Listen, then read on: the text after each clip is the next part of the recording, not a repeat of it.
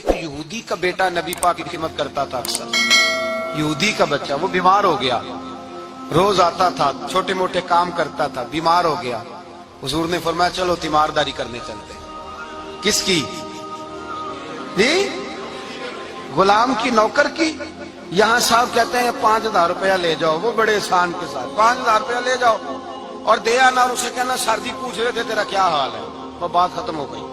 حضور بنفس نفیس گئے اور غریب کا گھر تھا.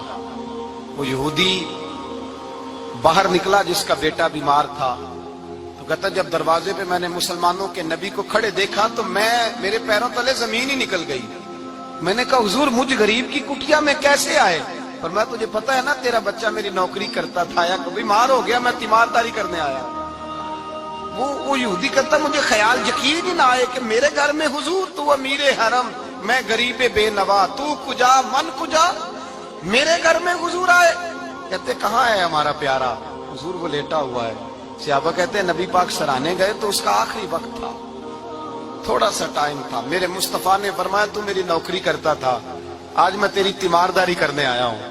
غلاموں سنو, جو رسول اللہ کی نوکری کرے آخری وقت آئے تو اللہ کے رسول پہنچ جایا کرتے ہیں, حضور پہنچ جایا کرتے ہیں.